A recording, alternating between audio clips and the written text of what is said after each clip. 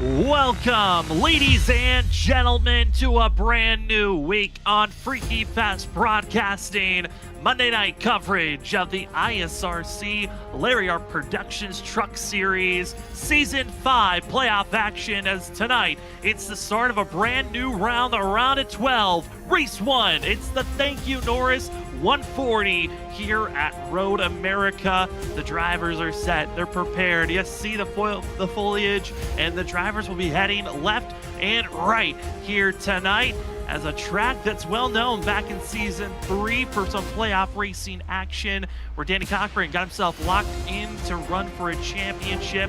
Tonight, instead, it's the start of the round of 12 as drivers are starting qualifying 10 minutes in time. They're able to put down 2 laps, but will they get all 2 laps in? That's going to be a good question, as the drivers have a long warm-up lap before they can get their first time lap in. Welcome to the show here on Freaky Fast Broadcasting. My name is Sam Dyer. Joining me up in the booth is going to be Zach Hall. Zach, the round of 16 is done and over. We have lost 4 drivers that will be running for a championship. We're down to just 12, and it all starts here at Road America.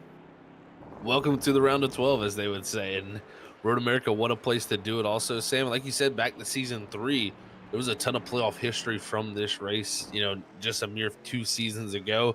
It's cool to see that they brought it back, and I think it could put on quite the show tonight. But there's 12 drivers that definitely come in here with a lot of worries on their mind.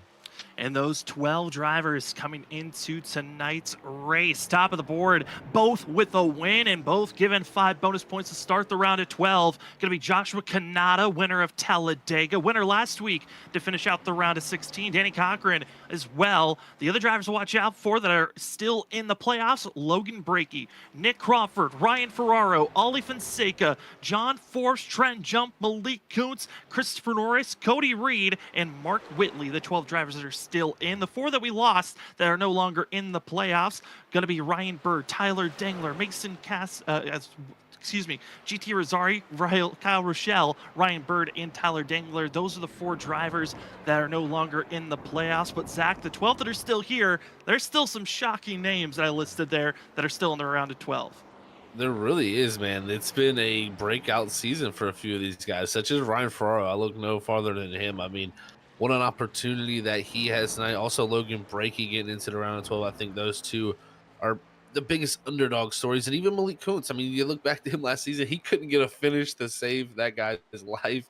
It seemed like every single race he'd have good pace, and it just would go away from him at the end, and he'd get caught up in something. And he's fixed that this season, and he's got a chance to fight for a championship. And, those drivers, like you said, Malik Kuntz, probably one of the bigger shockers after last season. He was averaging in a 17th place finish or worse for about 3/4 of the season. He's found that consistency. Ryan Ferraro, the biggest underdog in Cinderella's story, you could say, kind of being the Matt Upbrook of this season. Now, Ryan Ferraro showed a lot of strength at the beginning of the season, coming into the night 6 top 10, still looking for his first top 5. He's the only driver that made the playoffs without a top 5 finish. I'm curious, Zach, if that stat alone is going to be hurting that of the 34 coming into tonight's race, because this round might be tougher than the last. Last round, it was Talladega in the 2008 configuration of Atlanta. Here tonight, though, it starts the round of 12. Road America, then next week to finish off this round, Martinsville. It is not kind, these two races for this round. This is definitely the toughest round, I'd feel. I mean, you got a road course in Road America that's so technical. Then Martinsville next week, you never know what's going to happen when we head to the paperclip. And you look at someone like Ferraro, like you said, Sam, and he was really been performing very well on the intermediate style tracks, and that's not in this round. So he's going to need to find something, maybe get that first top 5 of the season, and really solidify himself here with a strong run. You never know, it could start here tonight. And drivers that have already started off with a strong run as practice is officially done. We are under qualifying, like we said earlier on. Trenton Jump, top of the board, a 2-minute and 13.8 second time. That is incredible pace. That's one of the fastest times that we've seen, even compared to how practice is running. Trenton Jump wanting to get his win here early in the playoffs, so he doesn't have to worry about Martinsville next week. But Zach, this field coming in tonight, the points were already pretty close with all the drivers. There's not a lot of drivers that showed up here tonight, one of the smaller fields, and that's what road course racing usually gives us. This is going to be making next week very, very tempting on who's in or who's out if you have one bad race here tonight. It really could all start stumbling here tonight, as they would say, and we'll see how it works at Road America. This is one of the most technical road courses out there. Qualifying is going to be very, very important here. Also, what strategy you employ, we'll get more of that into later into this race. But right now, Trenton Jump, if he could go out here and get this victory, that would be huge for him to go ahead and push himself into the next round and allow a past champion to be in a very comfortable position. But we know how quick Christopher Norris has been on these road courses. I looked at someone like Nick Crawford. He hadn't put a lap down last, 2 seasons ago. He was the dominant car here, had connection failures, and it just ended his night early. That allowed Danny Cochran, who's in 4th in qualifying right now, who's still got a shot to go win the road courses. He's dominated at Sonoma earlier in the season. There's still plenty of opportunity for a lot of these drivers who've qualified up front.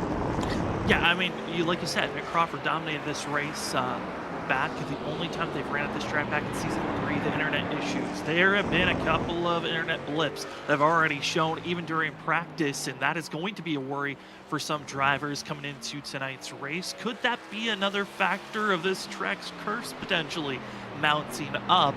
As looking at drivers that are putting in qualifying times, Nick Crawford just putting in a time. Danny Cochran moving up to 3rd, shuffling between our top 5, and no question about it, our top 5 going to be the most dominant drivers to watch out for because they're going to be challenging for the win. Trenton Jump, Christopher Norris, Danny Cochran, Nick Crawford, Mark Whitley, they look to be done on qualifying. As Mason Cassidy, you've been watching on screen, putting in his times, currently 12th on the board. But Zach, those top 5 drivers, it's all on them on who's going to have the best strategy call and who can stay on track the best. Got to 1,000% agree with you, Sam. I think those top 5 drivers are the drivers to watch and the drivers to beat. One driver I'm kind of surprised by is an 8th is Cody Reed. I mean, some of the road course strength he's shown in the past year at ISRC and even being a road course winner here in the past, it's just weird to see him back in the 8th position. We figured he would be right in the mix, almost in that top 6 where we'd be talking about. Yeah, and I think, before coming into this week, you would say Cody Reed is that driver to watch out for, but we'll talk to him a little bit before this practice session, and this session popped up for the drivers. 25 did not sound very confident. He was more so thinking about the strategy-wise on what fuel strategy runs. He was going to be aiming for the speed, just was not there. And after the way that he ran at Sonoma earlier in the season with going with the biggest gamble on fuel, on saving, I'm curious if he's going to change that script and instead be aggressive on going for the 2-stop strategy here tonight. As it looks to be qualifying done, drivers have all put it into pit road except for a handful. Gives us time to shout out some of the amazing sponsors here at the ISRC Truck Series. Starting things off with the title sponsor of the series, Larry R Productions. Larry R Productions is a comedy and variety YouTube channel that gives you great entertainment to get you through the day. Go check out Larry Arts Production on YouTube, Instagram, and more to get your laughs in a great fashion as well. Larry has a wide range of other videos you could check out, again, at his YouTube channel.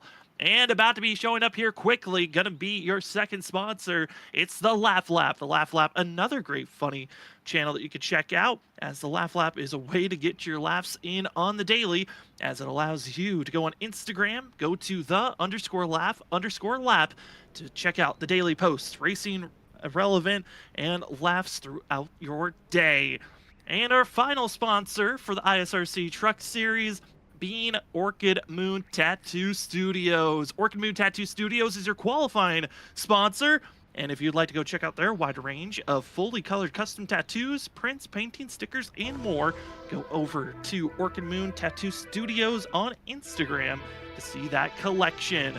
As the field is gritting up, getting ready for a pace lap, Zach, shockingly, as we're about to take a look at our qualifying results, it looks to be a full lap of pacing for these drivers, so we're going to have quite a bit of time to talk to some of these drivers before this green action starts. But here is where your 18 drivers will be starting here tonight. Trenton Jump, your Season 2 champion, going to be in first place. Christopher Norris in second. Danny Cochran third. Fourth goes to Nick Crawford in the 74. Mark Whitley fifth. John Forbes 6th. 7th is Logan Brickey. Cody Reed in 8th. 9th is Joshua Kanata and Malik Goots, finishing out our top 10. In the 11th position is going to be Mason Cassidy. In 12th, a playoff contender is going to be Ryan Ferraro. 13th is going to be Eric Stamp. another playoff driver here in 14th is going to be Ali Fonseca. 15th is going to be held by the one of Martin Morales, with 16th being held by the 19 of Tyler Dingler. 17th is going to be GT Arizari, and we'll have the final truck on the field in 18th position, Justin Smith. As that will be your 18 drivers racing here tonight. Again, huge thank you to Orchid Moon Tattoo Studios for being the qualifying sponsor for the ISRC Lariat Productions series for season 5. A full pace lap, Zach. This was something that we actually were talking about before we went live, of the discussion of were these drivers going to have to do a full pace lap, or were they just going to do a quarter of the lap? In the past, it's been just a quarter of the lap the drivers had to run before we were back to green flag action and ready to see some racing.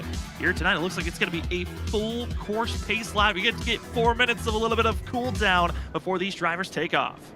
This right here could change the strategy even. I mean, when we start to get into that, it's going to definitely come here and affect the fuel mileage more than anything is what I look in my mind. And which driver is going to be able to save the most fuel to make a one-stop happen possibly, or will the two-stop now have to be the way to go for every one of these drivers now with these, this longer pace lap around? I mean, this track is 4 miles in length. That is no short distance. Now, here is something that is very interesting on strategy-wise. Now, most of the field is qualified. They're going to take their position. They're going to pace around the track. But Zach, one driver starting in pit road, and this was not on purpose, but it could be a good strategy call. Tyler Dangler is going to be starting in pit road here tonight, missing the grid. He's done this before, and usually it was on purpose. Tonight's on accident. But I'm curious on how that's going to help the 19 as they're going to be going green here, because he doesn't have to pace that extra lap.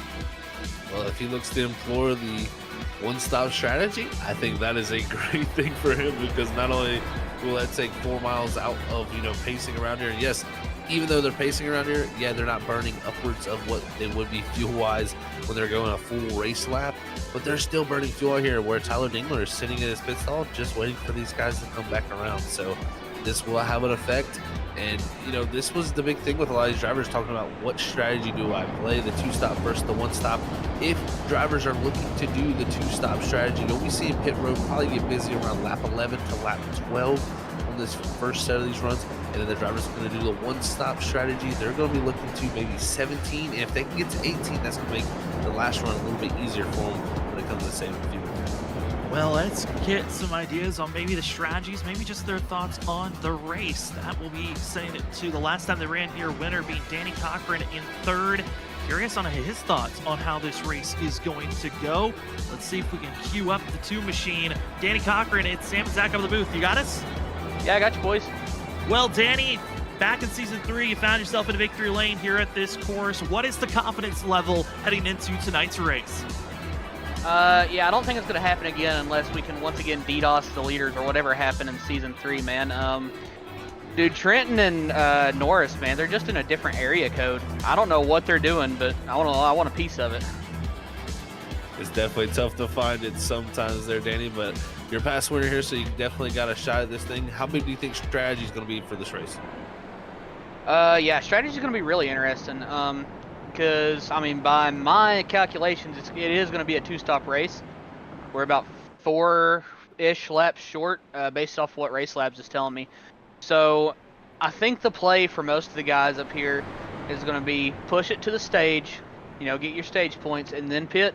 The second half of the race is where I think you're really going to see some discrepancy in strategy. Now, I could see some guys on the outside looking in of the top 10, like, see who's starting back there, like Ollie or Ryan Ferraro. Either one of those guys I could see maybe trying to split it into thirds and not worrying so much about stage points, trying to set themselves up for later in the race. So I really think this is going to be a fun race if you're into F1 or anything that's really heavily strategy based. But yeah, this is about to get entertaining right here. It certainly is. Danny, we'll send you back to your team, and good luck here tonight. Thanks, guys. Well, that's going to be your Larson line driver of Danny Cochran starting in third. He's running the same scheme that he won at this race back in season 3. We'll see if the two can get into victory lane. But for the field, they're ready for tonight. We got 35 laps, stage break at lap 15. No fast repairs, 4 sets of tires in pit road. Will it be the two-stop? Could it be the one-stop? Let's find out as the drivers are green for the Thank You Norris 140 here for the start of round number 12. Great start there from Trenton, jump the pole setter. He's able to already clear that outside row here, heading down to turn number 1. Was Danny Cochran look to do is he looks to close the door, because that was almost contact between our top 2. Yeah, it's going to be Trent Jump taking off. Danny Cochran going to be in second. Side by side for third place. Christopher Norris finally settles in as they dive down into turn number 3. 14 corners in total as the field survives the first couple of corners. But this will be the first true strategy of who can survive. A little kink here at turn number 4 as they go under the bridge. But it's turn 5. This corner, where we've seen calamity before, who will survive as it's Trent Jump entering the corner. Everyone's pretty spaced out. A little bit of shimmies. Logan Brakey and Cody Reed get close to one another. Lap 1 there is always interesting for sure. It looks like Christopher Norris trying to take over the second position from Danny Cochran. That's a tough corner to try to make a pass in up here through the Corvette corners, as now he's going to be on the outside here, not preferred corner for that kink. And now it's going to put him under threat from Mark Whitley here. Down to the hurry down to turn number 8. Round through the carousel as Danny Cochran, Christopher Norris, bumper to bumper as most of the field is Trent Jump already almost 2 seconds ahead of this field as they go around the carousel. The long sweeping right-hander that the field has to make sure that they don't mess up in any fashion, go into the gravel as they head towards one of the most dangerous factors of Season 3, the King. A fast little right-hander as they get ready for the Kettle Bottoms. Here they go through the fastest right-hander you could possibly think about taking a stock car through it. It's going to come down this long straightaway towards Canada corner, one of the hardest braking zones and a very tricky corner also that's very easy to make a mistake. You can be off into the gravel and that can quickly cause an issue for you. Then they go through Thunder Valley as the drivers sweep back and forth through the S's to turns 14. As you see, the back half of the field really knows the tail. Up front, start to already see just lap 1. The spacing is growing as they climb up the hill after turn 14. That is 1 lap, 4 miles here at Road America. And can they survive the next 34 more laps? Because it's going to be a long one as Trent Jump leads lap number 1. One thing that's going to be interesting, Sam, is like I think Danny Cochran brought up in his interview there, is the stage is at lap 15. Will we see some of these drivers who do elect to do the 2-stop strategy at least stretch it out to that 15 marker? So it's going to be fun to watch as now again a battle for seconds on as Christopher Norris diving to the inside here down into turn 2. Aggressiveness and trying to make the pass. Christopher Norris inside lane, gassing it up, rear end slips as they'll stay side by side, drag racing their way through the bridge. Little kink at turn 4 as they make the charge side by side. Danny Cochran's going to be the more preferred spot as they go into turn number 5. Hard braking zone for the 2 as Christopher Norris, slight wiggle, setting up the crossover, but won't be there as they head up the hill to turn numbers 5 and 6 and 7. Christopher Norris made that inside maneuver right here the last time by, but going to be able to stay just in tow and not going to have the threat to have Mark Whitley behind you. That's one thing is, the longer this goes on, gets more spaced out, Christopher Norris will have a little bit more comfort level to make maneuvers and try to make passes happen, because if you make that mistake and when it's close, that driver behind you can take advantage of that, and making passes is not the easiest thing to do, and that's the last thing you want to do is give up some more track position that you want to lose. As the drivers try to figure out more spacing between one another, Danny Cochran able to pull away from Christopher Norris. The battle for 4th place starting to rage up. But one of those surprise drivers we circled, Logan Brakey, Ryan Ferraro. Well, here's Logan Brakey in the 29, 7th place. Surprisingly good speed. He's got some top 8 speed to keep him up front in contention of one of the drivers to watch out for. Curious on how Logan Brakey's going to go with the strategy of just stay on course and hope to maximize on his points and see if the 29, for the first time, can make it to the Elite 8.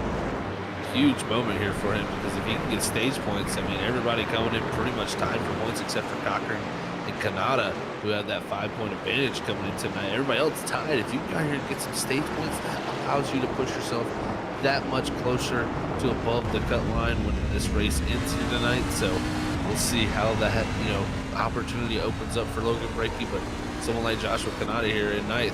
He had those 5 extra points, Sam, but he would love to get a few more stage points, I think, if he can get up from this 9th position farther up the field. Yeah, Joshua Kanata, talking to him before this race started, in the 16, kind of had the mentality of, well, tonight it could be a bad one. I could see all of my 5 bonus points that I came in tonight with kind of being disappeared and gone, and head into Martinsville with really a perfection race that he's got to look for to move on to the Elite 8 and the 16. I mean, last season it was a road course that ultimately was his demise on why he couldn't find himself moving on to the round of 12. This season he's made it to the round of 12. Can he move on to the Elite 8? It's going to be the huge question on his mind for sure, and he definitely wants to take Daytona out of the mind. As you can see down here right ahead of him into the left-hand hairpin here, they're getting a little bit mixy as at 29 of Brakey had Cody Reed there, looked to the outside, but Reed just could not make it stick as Brakey was able to defend very well. And Cody Reed running a special scheme here tonight, as giving a little bit of reference to the Garage 56 crew that ran the NASCAR machine at the Le Mans earlier this year. And some of the drivers bringing out special schemes for this race. Like I said, Danny Cochran running the same scheme that he won at this race. He was running 31 at the time, now going to be in the 2, and another driver running a special scheme. And we also want to say happy birthday to Tyler Dangler. It's his birthday today. Ask Cody Reed, hey, can you make me a scheme? And it's you can tell it's a Cody Reed scheme, Zach, by the way that the writtens of "It's my birthday." That it is. Cody loves to put his little touch onto his paint schemes that he makes, and that's definitely a Cody Reed paint scheme, if you ever could say. So awesome there to have Tyler in that, and you can't miss that truck. It is very bright red for sure. And again, happy birthday to Tyler. It's good to have him out here on track. And remember, he started from pit road. Will he have a good opportunity to have that little bit extra fuel to make the one stop work?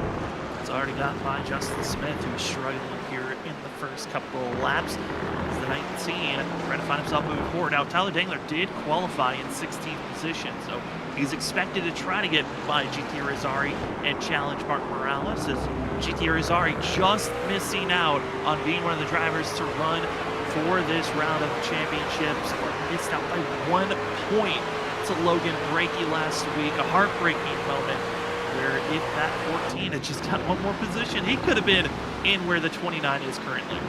It was such a heartbreaking moment to have to hear in the interview where he found out he didn't make it. That was definitely one of those moments. Just as unfortunate as looking at something unfortunate. Mark Whitley, we talked about him being one of the 5 drivers that had an opportunity to possibly go out there and compete for a win tonight.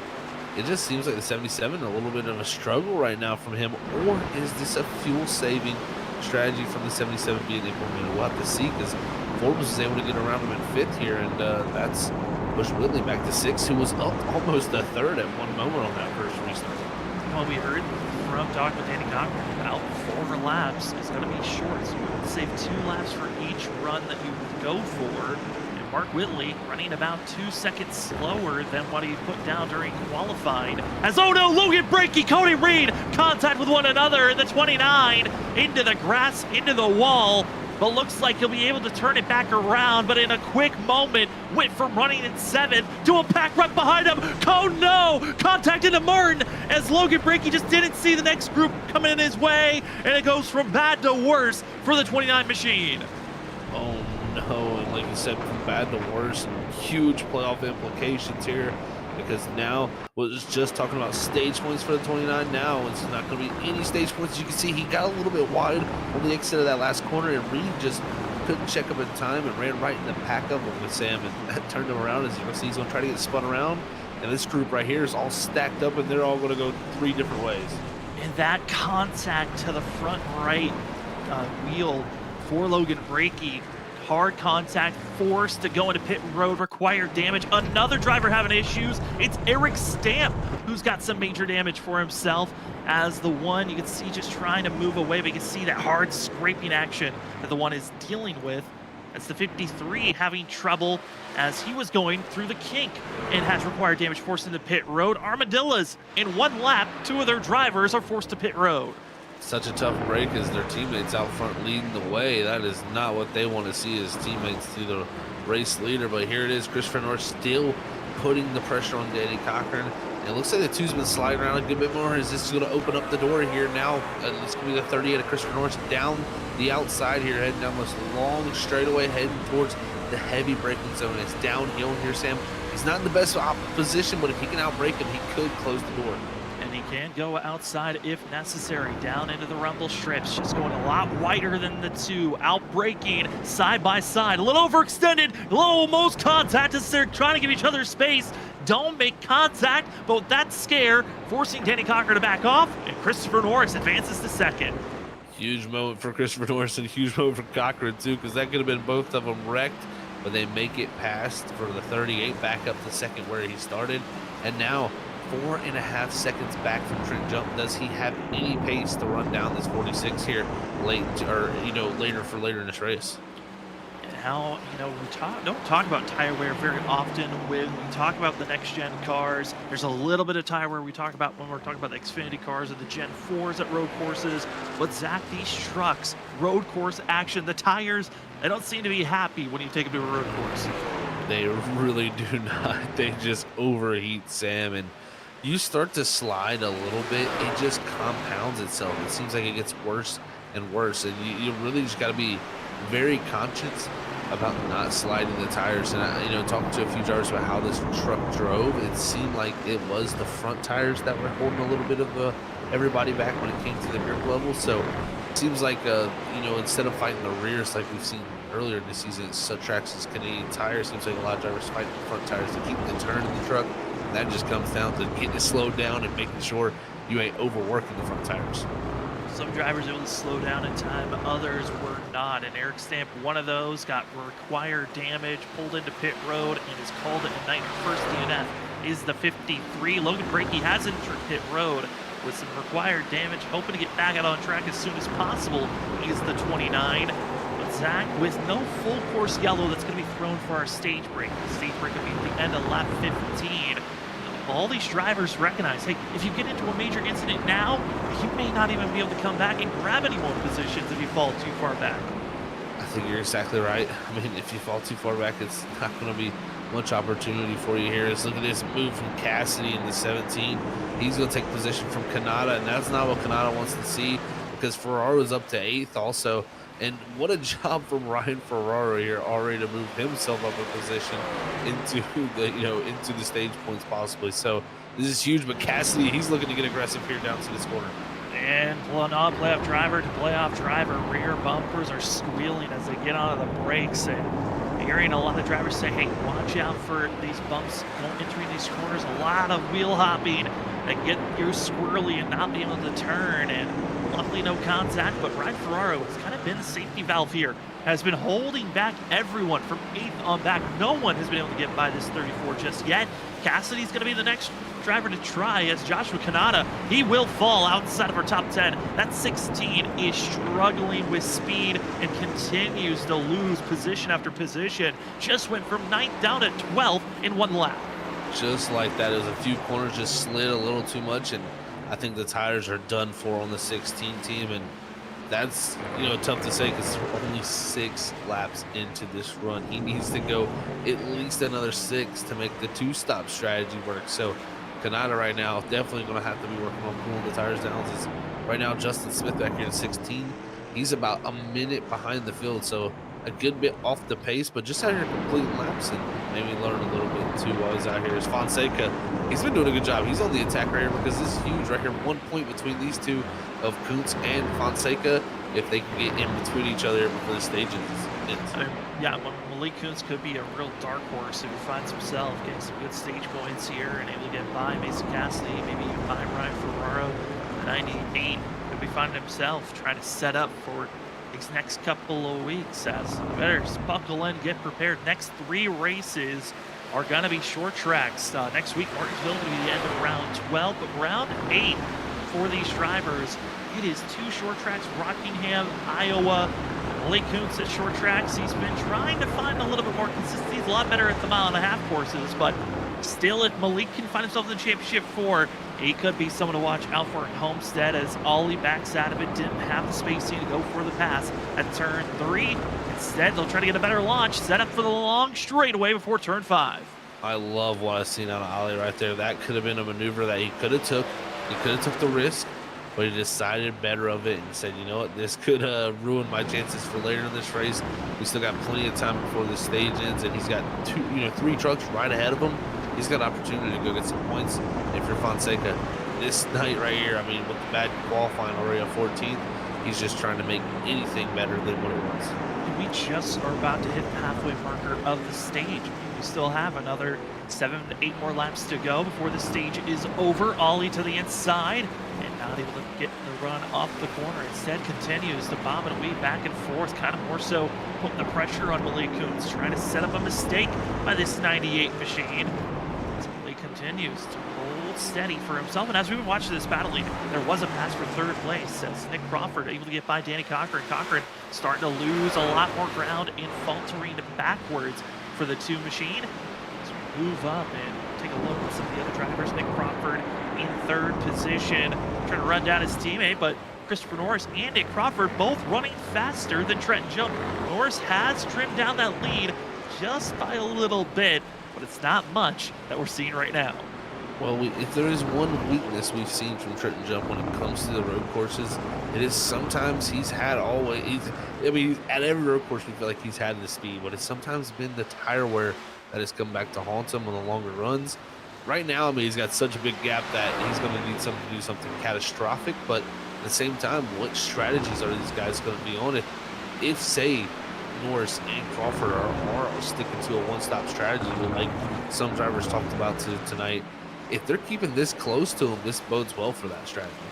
I mean, just that run, that past lap, half a second gain by Norris and Crawford to our leader, Trenton Jump. Jump's got to be careful here for himself. And also, we were having internet issues for drivers before. Watch out for the 2. Danny Cochran's been blinking the last couple of corners. The 2 machine, who was gifted luck last time they ran here back in season 3 of having Nick Crawford blink out of the race and could not finish and wasn't able to win the dominant race run that he was having. 2's got to be crossing his fingers and hoping he's not the next victim of the Road America curse. That would be such a terrible scene for Danny Cochran after such an excellent first round to the playoffs for him. That, you know, really was great to see him first off get back into the playoffs, but to have such a good first round, it was going to be cool to see how far he could take it. If he has some issues like that, that would be terrible to see. As we're watching right now, the leader of Trenton Jump out front, who's had smooth sailing for now, Sam. He's been doing a great, excellent job. I'm just interested to see, will he stretch it out to that lap 15 marker on this first stop just to get that, 10 bonus points, or will he stop at, lap 11, lap 12 and just see where he comes out on the racetrack there and sees what points he gets from that? They're seeing the differences between our leader to Norris in second place. It's just, small little changes that we're going to be seeing here. And for Trent Jump, I think the big thing he's got to be also thinking about is how do you want to drive this track? As there's been a couple of updates to road course racing in these last couple of weeks, allowing drivers to really utilize off tracks a little bit more efficiently, as well as there's no instant limits at road courses, so drivers can go off course as much as they want without being truly penalized by a drive-through penalty. But they can get a yield penalty, which is try to cut a corner, and the iRacing deems, hey, you've gone too far, you need to give back some of that time. But Zach, I'm curious on drivers who's going to be using maybe the off track a little bit more due to the fact that the grass is kind of usable, you can say here. It really is, and I'm surprised some people haven't stacked a few of those up yet. And each track has its spots where you can gain time with those off tracks, so you can take advantage of those. Some tracks it's a little less than others. I would be interested to see which, how strict the off tracks are here. They might not be very strict, so there's not much time to gain from getting those, but we'll have to see. As let's say Mark Whitley coming back at John Forbes here to try to get back into the top 6. Whitley took it very gentle on his tires and fuel and trying to take back 6th place position. Mark qualified in 5th place, has fallen back to 7th, and has lost a lot of ground. Initially thought maybe he was trying to save on fuel, but a quick, clean pass. Doesn't have to worry about the pass going into turn number 5 as John Forbes backing it down. A surprising driver that's actually closing in on this group. Ryan Ferraro able to pull away from Mason Cassidy and Malik Kuntz and others. The 34 is actually closing onto this battle that's what we're seeing on screen. I mean, right now he's the fastest truck up to the 5th position. Cody Reed's the only truck that's faster than him, directly ahead of him. And I mean, what a job from Ferraro. This is amazing to see once again the evolution of this driver. I mean, again, I talked about how it's mostly intermediate tracks that have suited him well this season. But I mean, to come to a road course and make a statement like this after qualifying back in 12th and not having the greatest track position, this 34 is really wanting to make that next round. And if he does, what a story that would be. Wanting to close in as quickly as he can. Well, as the drivers are closing in closer and closer to lap number 10, for us here up in the booth, we will step aside for our first time here tonight. Thank you so much for joining with us on Freaky Fast Broadcasting. You're watching the ISRC Lariat Productions Truck Series Season 5 Playoff Racing. It's the Thank You Norris 140 at Road America for race 1 of the round of 12. Thank you for joining with us on your Monday evening. We will be back right after this.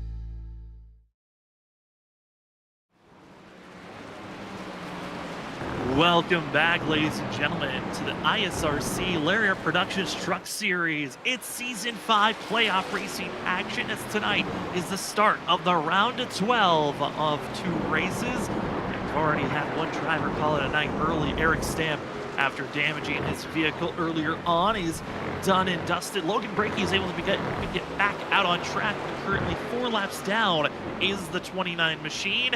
but the driver that's been dominating since the drop of the green flag. Trent Jump, 46, over 3 seconds ahead, but is being ran down by Christopher Norris and Nick Crawford. Welcome again to Monday Night Action on Freaky Fast Broadcasting. My name is Sam Dyer. With me up in the booth is Zach Hall. And Zach, currently this gap between first and second and third, it's shrinking each and every lap. It's now less than 3 seconds now. Christopher Norris and Nick Crawford are flying right now. Norris last time by about 9/10 quicker than our leader, and that time by for Nick Crawford about 3 to 4/10 quicker himself. So right now it's almost down to 2.5 seconds already, and they're just continuing to get cut into this gap. And if this run does stretch out to where they want to get those stage points, they're going to cut this gap down quickly. Yeah, they certainly are. And if you look at our ticker board, you can see that some of the drivers are in gold. I believe some of them are missing on who's in the playoffs still. But it's one of those things where this race is so critical on who's going to be in the top 10 of points for themselves. As a driver that just got bumped out of the top 10, John Forbes, who qualified 6th, has been dropping like a rock. He's been potentially has a chance of not getting stage points, which bumps Joshua Kanata back into 10th place. Oliver Fonseca's been having a great run. Ryan Ferraro, probably the biggest shocker, but the gap now down to 2.5 seconds. Christopher Norris, Trent Jump. This is going to be a great duel here tonight late. And I think, Zach, we were kind of touching on it of fuel. When do drivers want to come into pit road? We had a feeling that no one was going to pit for the stage break. We were up front trying to get maximized on those stage bonus points. But for later on, Christopher Norris and Nick Crawford, maybe they're making the audible call that this race is a two-stop the way they're running right now. Well, and another thing, this is so tough to make this decision because, yeah, you want to go for the stage one and get those 10 bonus points because you don't know what's going to happen later in this race. But you want to be on the optimum strategy to go win this race, because if you win this race, those 10 stage points aren't going to matter at all. You're just going to really be happy that you won the race and you locked yourself in. So if you're Trent Jump, there's a lot of options to be weighed here. If he's going aggressive, it's going to be this lap that he comes down.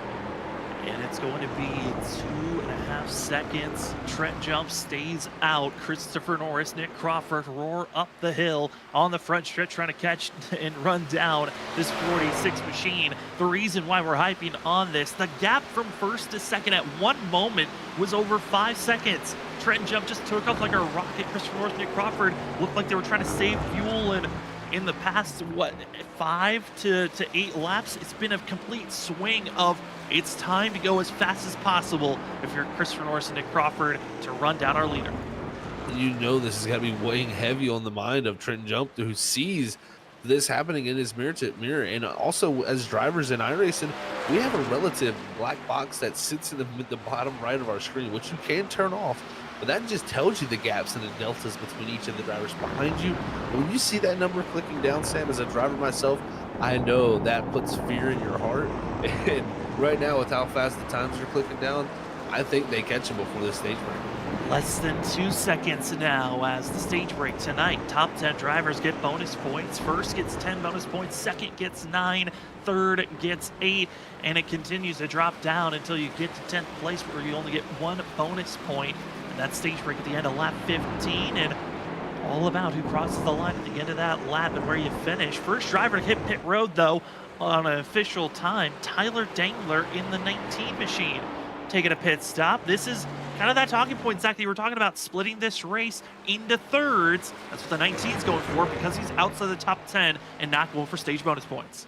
I think that's an excellent call. If you ain't going to do the one stop and you're going to stick to the 2-stop strategy, come down pit road now if you don't feel like stage points are available, and get yourself out there on brand new tires. It's going to be the fastest strategy out of them all, and it's going to really gain you some spots at the end of this race. It's just shrinking closer and closer through Canada corner. Christopher Norris was 1.4 seconds back. Will stay 1.4, but at the acceleration rate is really where it just seems like 38 on exit just has a little bit more grip than Trent Jump. We talked about the fact that 49 later into these stints, the rear tires just aren't there, and a lot of wiggling action happens. And you saw it there. Christopher Norris just looks so smooth. He's down to a second, and he's getting the draft as he heads down the front stretch. Huge run here out of that final corner. Trenton Jump drove into the final corner, and that car just stepped out sideways on entry. And that happens when these tires get old and hot. It's the entry that sometimes can hurt you the worst. You just feel like you can never get the car slowed down enough, and it wants to over-rotate. Jump right now under fire because this 38, not only himself is driving forward, but Nick Crawford and his teammate right behind him. The pace between these two in the long run is ecstatic.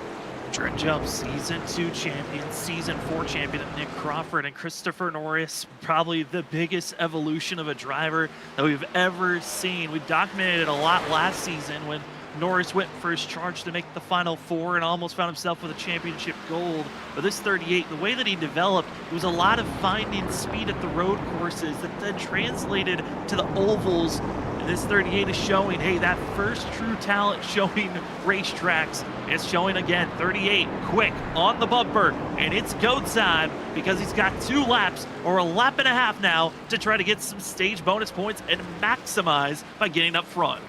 I believe he's also the latest winner of a road course race on Freaky Fast Broadcast, and being a Tuesday night winner, full send at Spa. This 38 showing it once again, the road course prowess behind this kid. And gotta say, Sam, it has been special to watch his evolution as a driver. And he's really becoming a championship threat, bigger and bigger in each of the series he's in. I mean, he was the most consistent driver at the start. These top 2 drivers, Trent Jump, Christopher Norris, they were fighting all season long on who was going to be the regular season champion. It ultimately went to Trent Jump, but Jump going a little wide through the kink, the grass. If that was the old grass, I think we could have seen the 46's night done with how far out in the grass he was. It's so easy that you overstep the boundaries just a little bit too much, and you can be not only into the inside wall, but quickly into the outside wall. And Eric Stamp, his teammate, was one to do it, and it can quickly damage that suspension. Those concrete walls do not play, Sam. They are very hard. And as they continue to race up front, the challenge for the challenger versus the champion, Trent Jump trying to hold strong up front. Can he hold back the 38 for one more lap as we start lap 15? This technically is the white flag of the stage. And who's going to be the stage winner? And you look at the other drivers that are inside of our top 10. Currently, it's Joshua Kanata and John Forbes. They're close, battling, but it's for the lead as Christopher Norris is right there. And oh no, no, not again! Nick Crawford has been disconnected! Not again! The curse is back for Nick Crawford. There's no way that just happened as we have the battle for the lead happening. Our 3rd place truck that was just as quick as his 38 has now lost connection. And like Sam said, 2 times now here. Not only last time at Road America was dominating the race, this time 3rd, closing on the leader. And Sam, this is heartbreaking, but his teammate still has an opportunity. You talked about it. Maybe it's not about the stage win that you're looking for, but just a win in general can lock you into the next round. And Trent Jump is trying to hold back. Do you just let the 38 pass and set up for later in the run? Instead, we'll be side by side through turn 6. Trent Jump on the outside, Christopher Norris on the inside. Jump has the advantage into turn number 7. He'll keep the pace, keep the gap, but going a little wide. Norris with the better run, trying to set up for the switchback move. Will stay in line as they go down to turn number 8. The carousel. Who can hold the line cleaner between Trent Jump and Christopher Norris? Oh man, this is so crazy to watch this great racing right here have behind him. But you got to think Christopher Norris is probably even just a little bit affected by his teammate getting disconnected. That's got to be causing a stir a little bit in their team room. And that right there can cause you just to lose a little bit of focus. But let's see how he can prepare to try to make this maneuver. But I don't think it's the most critical time. Yes, this could be for a stage win. But I think overall, big picture, he needs to keep in mind he's quicker on this longer run. He cannot take a huge risk here. Didn't want to take a risk at the kink. Gave that advantage to Trent Jump into Canada corner. Is the 46, 38, and Trent Jump, big wiggle off the exit of Canada corner at turn 12 through Thunder Valley, back and forth through the S's as they set up for turn 14. Norris, if he gets a good run off the exit, might have a chance to drag a race across the line. Norris goes wide, little bit of drifting action. Trent though, bad exit. 38's gonna be right on the back bumper. They're gonna be side by side coming across the line, and we do have a report. Nick Crawford is back out on track, but he is all the way down to 15th, now 16th position as Norris, Jump, they're side by side, but Jump will have the advantage as they go down to turn number 1. Norris maybe didn't get the stage win, but he wants to take the lead here. Side by side through turn 1, 38 trying to gas it up. They continue to stay side by side down into turn number 3. Norris diving it down low. Can he finally get the launch off the corner? And he will. 38 takes the lead, but they got a driver that's going to be a lot of traffic right in front of them. Have to slip and slide, and Norris able to get by that of Justin Smith. Stage win to Trenton Jump, but it's overall lead to Christopher Norris, and I think pit road's going to be super busy this next time by, Sam. If you're Trenton Jump, you cannot waste any time here and let this 38 start to gap you. As this battle continues to rage on, Nick Crawford did fall 1 lap down. He's still in pit road, trying to get fully registered back in and rolling from this pit road spot. And as your top 10 drivers that are going to get stage points, as Christopher Norris trying to just putter away the best of the can, if those tires are still underneath them, it'll be for first goes to Trenton Jump. Christopher Norris will get 2nd points. Danny Cochran 3rd. Cody Reed 4th. 5th goes to Mark Whitley. Ryan Ferraro 6th. 7th is Mason Cassidy. Aldi Fonseca will get 8th. 9th is Joshua Kanata. And John Forbes taking the final bonus point from our stage winners.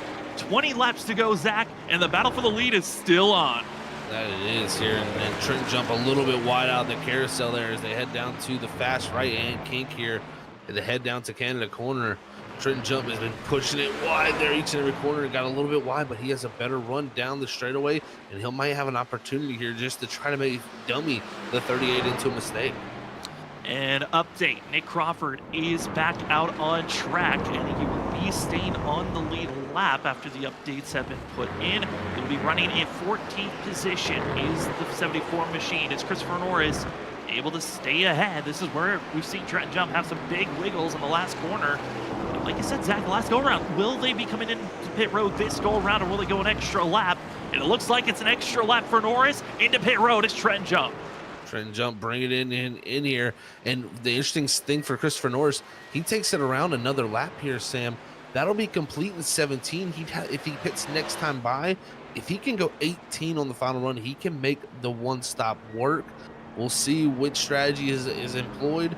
But right now, Trenton Jump the first of the top 2 to come down. And even with the update that we got on Nick Crawford there, with the timing of where he's at, he still has an opportunity to go up here and get some spots, Sam.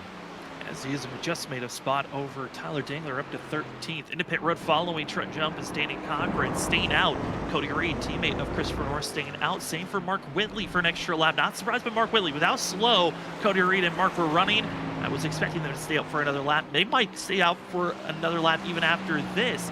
As pit road stops continue, Mason Cassidy, Ollie Fonseca make their roll into pit road. Everybody getting very busy on pit road, and not surprising here, Sam, because this is right in that window. I've seen from the data I got from a few drivers this week, it was about 16 and a half laps when you were running at full pace. So it was 16 laps, and the drivers have been in. That's right on the money. But Christopher Norris taking an extra lap, and to have the pace he has, that shows you he was saving fuel from the beginning of this race. This very well, this 38 might even have more in hand. I'm curious on what he learned from that aggressive battle that he had with Trenton Jump, with the tires and the way that they were reacting on the certain positionings and corners that he was setting up for passes, on how he's going to take that data later on. Because if we look at how these drivers are running, Trenton Jump has just gotten back out on track. He has a little bit of empty space to work with. He's going to run into some traffic, but still Trenton Jump is expected, once this pit cycle goes through, to take the lead back after doing an undercut, which is pitting in front of the driver ahead of you. That's a difficult situation sometimes to be in when you're Trenton Jump. You got to just pit, and I think what he did was the right call.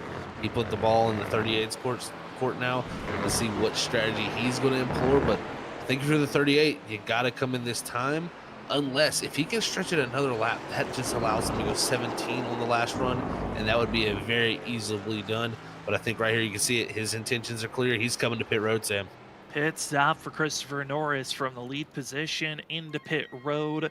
Cody Reed, Mark Whitley, what will they do? They were on the much more conservative pace. We're not putting down burner lap after burner lap. The 25 into pit road. Mark Whitley's, though, staying out for an extra lap is the 77. Love this call from Whitley, taking it 18 on the first run, and you got to also include that pace lap around, because that right there is going to have a huge effect on how long you can stretch the fuel. And for him to be able to go 18 laps, that allows him 17 when he pits next time by. Much less saving for Whitley to do. that's going to allow him to really push this last run out.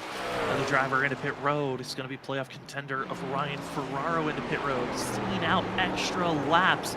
John Forbes, Joshua Kanata, who are aiming for the one stop. That was the grouping of drivers that were really patient on how they wanted to take off. We're not putting down all the super fast laps. They were putting down that 2 minute and 16 lap number, which, Zach, we were trying to calculate. That looked to be the window of a pace that you had to go if you wanted to turn this race into a one stop. But is it fast enough? Because Trenton Jump is catching up to some of those drivers that decided to stay out for an extra lap. Exactly. I mean, for someone like Kanata and Forbes here who've stretched that extra lap, you know, it's already allowed Trenton Jump to be right there. So that pit stop advantage that they're trying to have over him, that's all gone out the window. But for them, it's not really, I think, a race for the win. They're trying to take this opportunity and maybe gain on the drivers behind them. So we'll see how this does equate all out when it gets through. But Christopher Norris is going to be the one I think to watch. Does he attempt the one stop, or does he audible to the two stop, you know, just to counter what Trenton Jump's doing? As Mark Whitley able to get by the lap machine of Justin Smith, putting the 6 back to a lap down after having some scares earlier on with that of Trenton Jump and Christopher Norris. And drivers that are trying to make their way forward. Trenton Jump has already efficiently gotten by Joshua Kanata and John Forbes. He's now up to second place. The gap 20.5 seconds. And we're still waiting for Trenton Jump to see if he's going to have to do one more stop after this or not. And for Mark Whitley, is this the lap? Does 77 decides to come into pit road, or can he stretch it out for even another lap after this? If he did, I think it would be kind of pointless. I think it's pretty easy to save that extra half a lap just from lifting and coasting, as he's going to have a big slide there off the exit. And yeah, going to bring it down the pit road here with 17 to go when he crosses the line. Great job by Mark Whitley stretching fuel farther than anybody. This is going to cycle the lead back here to the 46 Trenton Jump. It's going to cycle it back to Trenton Jump, and sadly for Christopher Norris, Jump was gifted all the positioning from Norris's alliance and teammate drivers. Immediately, Christopher Norris was not able to get that gifted on positioning, actually lost a little bit of time to the 46. And for Norris, he's on the hard charge. Can he catch up to Trenton Jump after losing 2.5 seconds behind his teammates of that of Joshua Kanata and John Forbes? Huge chunk of time there lost from that 38, but we'll see how much that one lap of fresher tires is able to help him. I mean, at one point, we got to remember it was a 5-second lead for this 46, and that 38 closed it down, but he can't give up the same amount of gap that he did before that the early part of the run if you're the 38. So we'll see what equates to here soon with the 38 starts to start chipping away at that lead, or does the 46 do his classic drive away at the beginning of the run? Well, just like that, pit cycle is in the books. We're expecting one more pit stop. The stage is done. This is all about getting to the end of the race. Thank you so much for joining with us on your Monday night. We will take our second commercial break of the evening. Will it be Trenton Jump, Christopher Norris, or could we see the scare of another internet fiasco happen, as it's the Thank You Norris 140 here tonight? We will be back right after this for more road course action.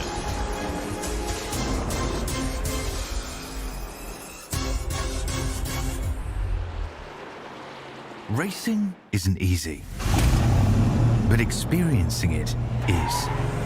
iRacing puts you in the driver's seat with the industry's leading sim racing game.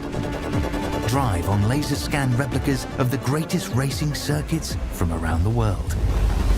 Go head to head against other drivers chosen by skill-based matchmaking to ensure competitive racing at every level.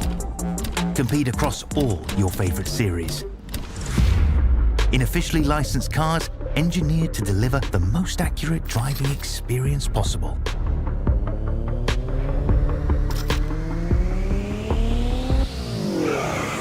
Join a race or host your own with players from across the globe. Race against the computer or in a league with friends. Feel the thrill behind the wheel. Visit iRacing.com.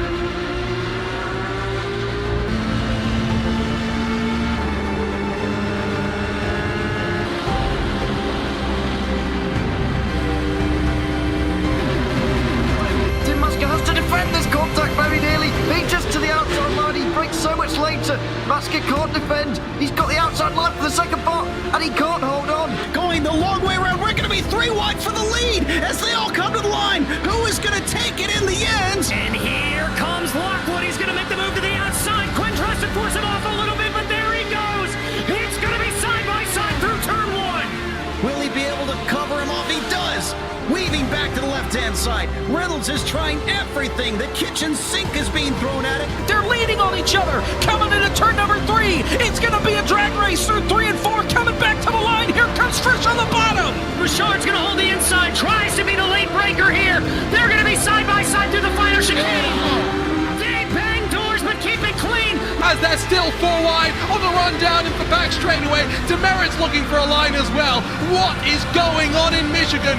Novak into the fence. They're still beating and banging. Oh my and to the line. He is much faster coming through there. Is there damage on Challenger? Abramitis is ahead. There's going to be a race to the line. Who is going to get it?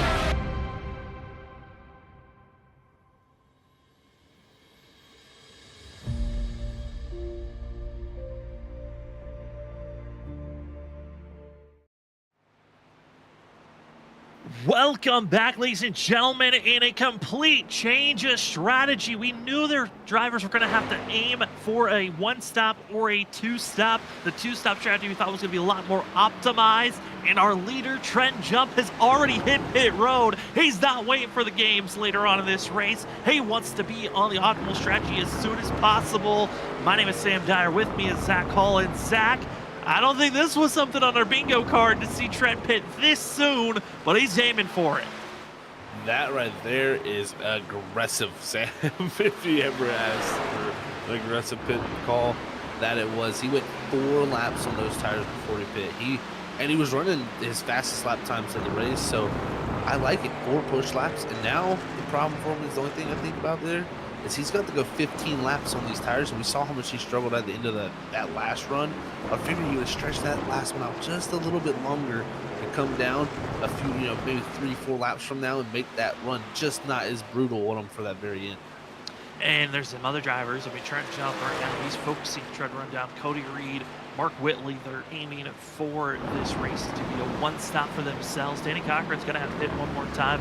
Christopher Norris is in that question mark of if he saves enough fuel, he should be good for the end of this race. A lot of unknowns for these drivers inside of our top 5. As you take a look here, Ryan Ferraro, the Cinderella story for the 34. It continues to look great here tonight. Running in 8th, found himself with some decent stage points. I mean, Zach, right now, Ryan Ferraro is doing everything possible to try to make a push for the Elite 8 in that 3 weeks. What an excellent job it's been by this 34 man.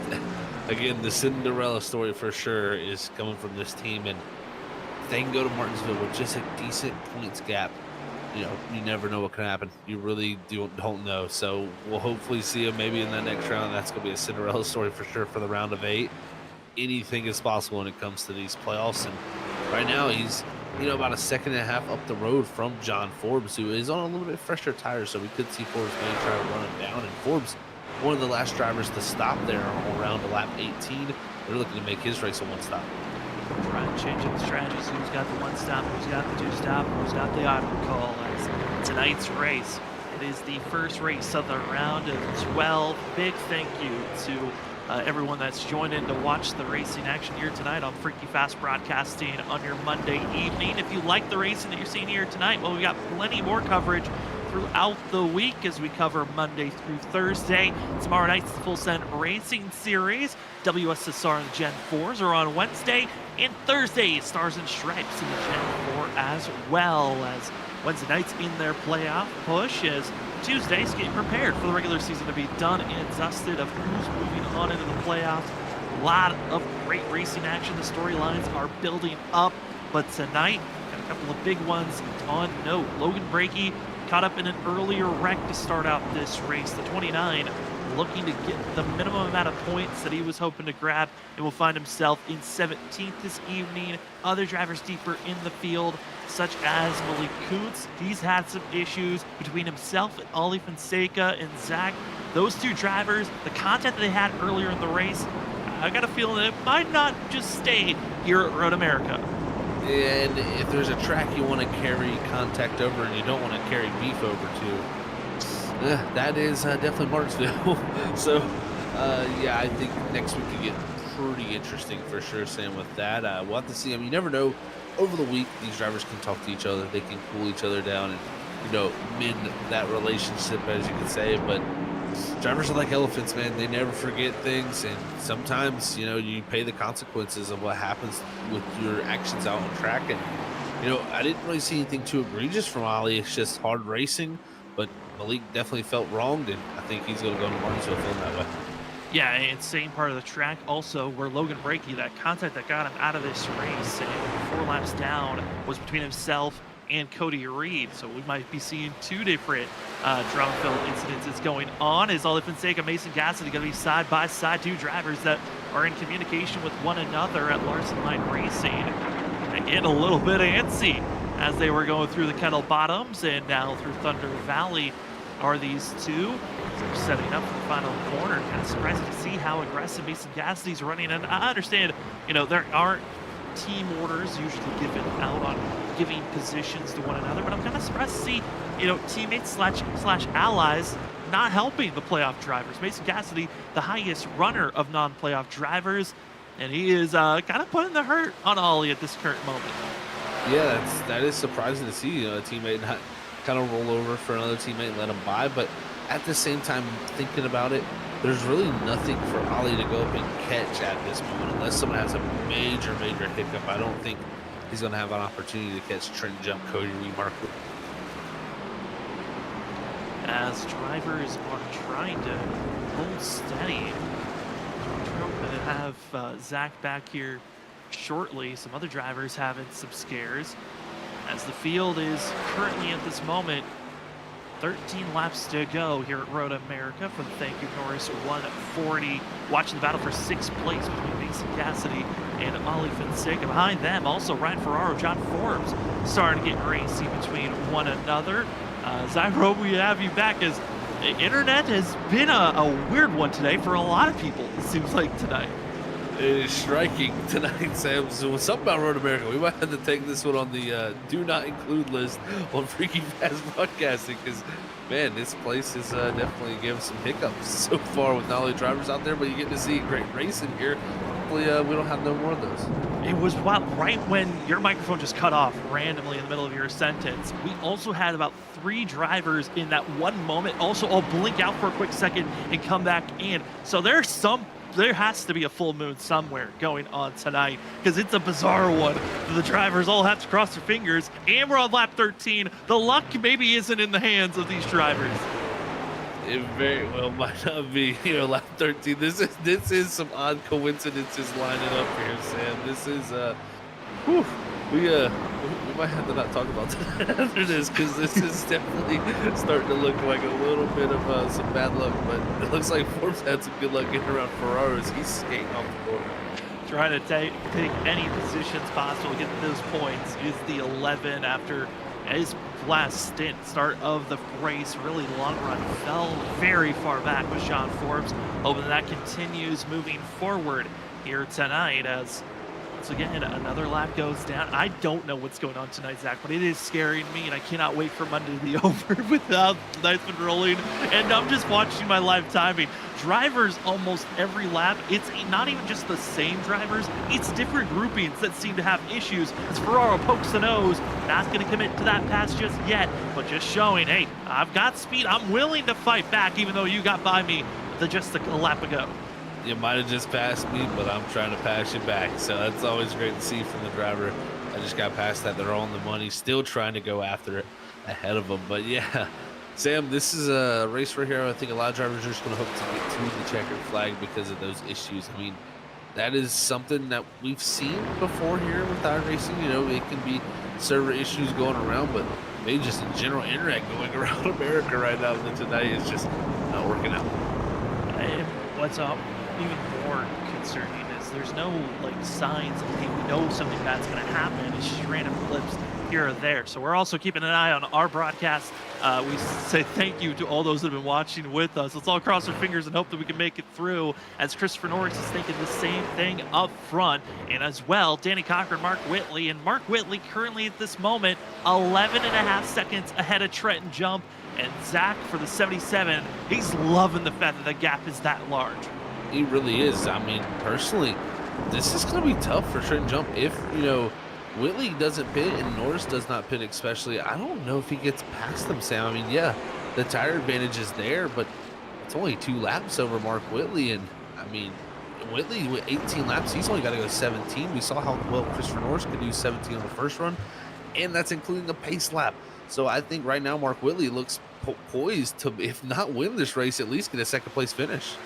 And looking at other drivers, I mean, this is one of those things where Danny Cochran, again, we have a pretty good feeling the 2 is still going to have to pit one more time and is in a spot where he just is continuing to fall backwards. His pace is not there. Mark Whitley is putting down some pretty good times. Same for Trenton Jump. They are closing in ever so slightly on our top 2. But Danny Cochran, in his special scheme, was hoping that the luck would redeem for himself as he continues to make the push forward. Second place. Could he find himself in the victory lane 2 seasons after his win here at Road America that set him up for his championship push at Phoenix back in season 3? Find out as the run continues on. 11 laps to go, and some drivers making their second pit stop. Ollie Fonseca, Mason Cassidy into pit road. Not surprised to see those pit stops happening just now with just nearing 10 to go here on the lap chart. Is man, this race is going by pretty quickly. Even though a 35-lap race here, a 4-mile track, you would think it would take a good bit, but blink once and this race is almost done with, because right now you got Cochran, who's, I think, going to have a big issue here in a few moments, Sam. That 77 Whitley, he's able to push. He's got the fresher tires of the two up ahead of him. Mark Whitley looking in good position right now. Okay, Zach, now I'm going to need some good questions and maybe some answers on this. Ollie Fonseca, Mason Cassidy making this pit stop with 11 laps to go. Would you take all 4 tires or just take fuel only? Because for those 2 drivers of Ollie Fonseca in the 24, 17, and Mason Cassidy, it was fuel only for both those drivers. So looking at a full 4-tire stop with fuel, looking at about around a 15-second to a 14.8 second stop. So they right there 6.5 and 7.1. They're looking at saving around 8 seconds of time compared to taking tires, where 11 laps, I think you could gain back that 8 seconds of time with the tires, Sam. So that right there, I think, might have been a miscalculation from them. But at the same time, we'll see where it pushes them out. Is right now Danny Cochran is going to come down. We'll see what he implores, because that was his 2 teammates. I got a feeling he's going to go with a splash and go here, and I'm scratching my head on that decision. It just feels like there's too many laps left for you to make the choice. I mean, if it's just 3, maybe 4 laps to go, fuel only makes sense because you're trying to minimize that time that maybe you're not going to get back. But this far out, if you go with fuel only, you're just hurting yourself, and you're giving the advantage to other drivers that may come into pit road and take tires to run you down, as Danny Cochran qualified in 3rd. He's got all the way down here to 3rd pit stall. Is it just fuel, or will he think about tires? It looks to be a fuel-only stop. Zach, this is looking terrible. Larson line, I mean, if this strategy works, they look like geniuses, but the math just doesn't add up that this is the call to make. It really doesn't add up for me, Sam. It really, really does not. And, people at home might be saying, same as Zach, it's only 10 laps. 10 laps. Like, you would think tires wouldn't matter that too much. But 10 laps around Road America is 40 miles. To put that in perspective, that is an eternity around this racetrack. That's almost a third of this race. So, to not put tires on your car, giving up 8 seconds to not put them on, that just doesn't seem to add up in my brain. And for these drivers, I mean, looking at it, Nick Crawford might be looking at his chops on trying to minimize this damage. Again, 74 right before the stage break. Didn't even get stage points to 74. He was running in 3rd. He will have a chance to maybe finish inside of the top 10 and grab a couple of more positions with these interesting calls being made of hitting pit road. As seen 74 now, Nick Crawford, 9th position. Zach, this has been a great recovery, but still needs to pit one more time before the night's over. Really got a feel for this driver once again. Road America has bitten him, but Luckily this time he was able to get at least back in and salvage something of the night. It wasn't a 16th place finish like it possibly could have been. It's going to be somewhere possibly in the top 10. And I mean, he's got opportunities around, because right now about 10 seconds back from Joshua Kanata. Kanata looks like he may be attempting to do the one-stop strategy, but Nick Crawford, 11 laps on tires. No way he's going to stretch the fuel out here. He's definitely going to have to stop once again. I think he'll get aggressive here in pit very soon. And I know in our year, and maybe those in the audience might be thinking the same thing, 2 stops, 2 tires when you come into pit road. Do you take that decision? Well, one driver is gambling on that decision of taking just 2 tires. Trenton Jump, when he made his stop, it was a 9.7 second time. He took 2 tires and got fuel. And right now he is within 22 seconds of Christopher Norris, who over chat, Brentley from Harpoon Designs saying, hey, feeling like they don't think Norris can make it on fuel. It's going to be close for both for that of Christopher Norris, but hey, he's got time to give up if he wants to try to save that fuel. I think the thing that bodes well for Christopher Norris is we see Mark Whitley. He stretched it 18 laps, and with the extra pace lap included while sitting on the grid. That is burning extra fuel that you normally wouldn't have there, that Christopher Norris is going to have in the tank. Also, you got to think where they're leaving pit road. They're leaving pit road as Christopher Norris qualified second, all the way down almost into turn 1. The start finish line is well behind that. So you got to think from that point of the racetrack, it's a little bit easier on that second run to stretch that fuel out just from where you do fuel that truck up. So I think the 38 can make it on fuel. It's just the question of, is his pace good enough? Is the pace he's running going to be good enough to save that fuel? And also, when will we see Nick Crawford make a stop? The rest of the field, I think they're in a position where they feel like, hey, maybe we can stretch it from here and take it to the end. There's just a handful of drivers that are 100% secure on fuel on where they're at.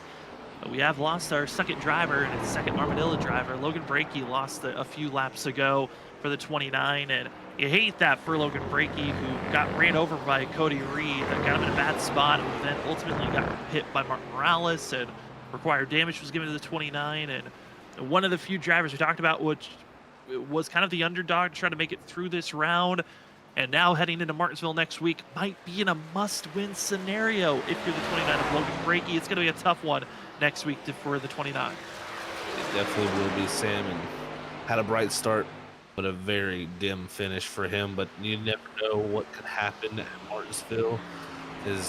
Martinsville is the thing about it, is like anything can happen. Yeah, it's a race where normally a lot of stuff can go wrong. So even though Brakey had a tough night tonight, other drivers can have really bad nights going into Martinsville, and you never know, you could be in a position, an opportunity to win that race just from pure circumstance.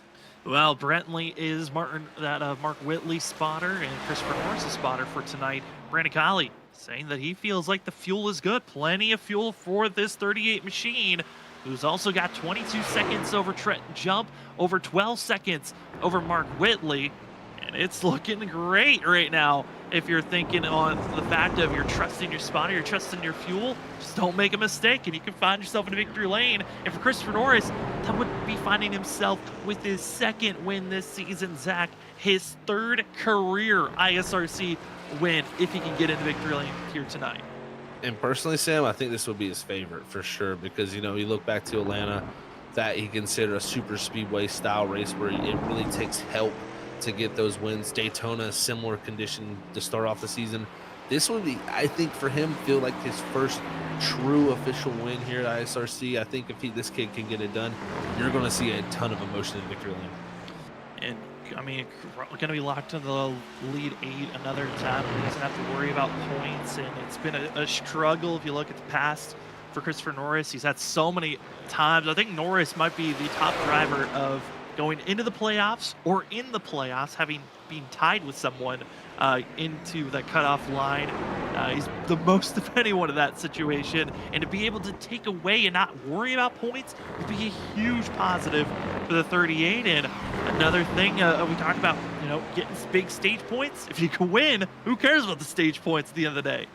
Exactly right. Who cares about stage points when you got a victory, because you're locked in. You don't care about points at that point. You're just thinking about the next round. And we've seen this 38. I mean, what he did last season with the preparation he put in during the playoffs, you give him an extra week to prepare for that next round, and where he doesn't have to think too much about Martinsville and can really just go out there and race his race there. Oh, trouble back at 13th position. Mason Cassidy running into lap car Justin Smith. Cassidy going into the dirt.